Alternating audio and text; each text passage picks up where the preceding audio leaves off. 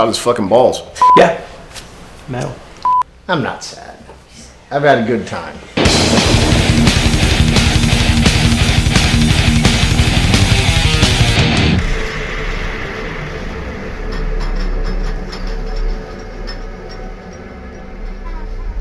I was still in high school. I wasn't the youngest one. Dave was the youngest one. I think he's a year younger than me and Jeff. Playing high school, learning guitar, finding guys with like-minded ideas. I found him auditioning for another band at some warehouse. I come out from a tryout for this other band, knowing that I didn't want to do. After I seen him, I'm like, yeah, not for me. And I come out and Jeff's playing, songs I know on a guitar, sitting at the desk. I'm like, hey, are you in a band? And he wasn't. I said, well, would you like to get together and, see what happens? So me and Jeff got together. I had met Dave prior to that, and I knew Tom from another band. So we just put it together, and it stuck. My life consisted of school, helping my dad, and wanting to play music. So after I graduated high school, I had a part-time job the previous summer, and I was just going to go work there because it was a summer job, but they said they'd be willing to hire me like a full-time worker. So I figured that was a job. I don't know how much I was making an hour. I was just making money to help support my habit of music. And in that time, I had stupid jobs just to, in case music didn't work. I think the last job I had was either a pet shop, which might have been later on, but in my teen years, I think my last job was working like a mini golf course or something. I was one of the people that does stupid shit that nobody else wants to do. And then I was there for like a month, and dude said, cut your hair, and I said, suck a dick, and that was about the end of it. That job was an emblem company. They made emblems for employee uniforms.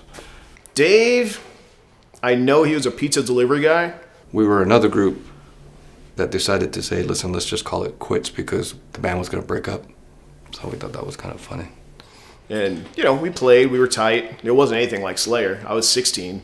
I had to get a fake ID so I could play Gazzardi's. Not to drink, just to get in. Kind of odd. Carrie joined that group because they got rid of the other guitar player. And then when Carrie joined the group, they were having issues with me and they kicked me out of the band. Yeah, did that for a while, and I don't remember why that broke up, but I'm happy it did because maybe I never would have been inspired to do what we're doing now. It was the first time I met Dave. I was out front of my house. I think just got home from somewhere, and I'm walking up, and he stops and says, hey, are you the guy with all the guitars?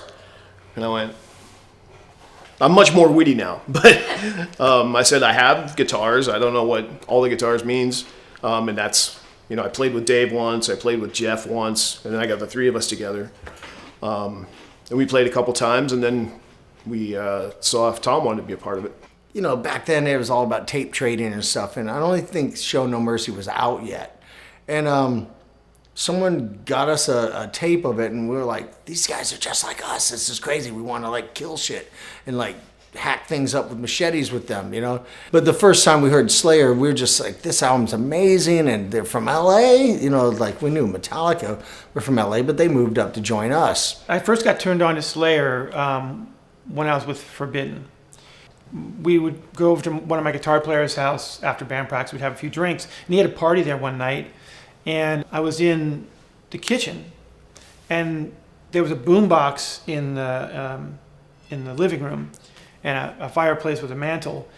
And I was talking with somebody, and it just into this conversation, and then I heard this sound come from the other room, and I was like, "Excuse me, I'll be right back." And I walked over to the stereo, and I stood right in front of it. I remember looking at that boombox, and I heard the first song.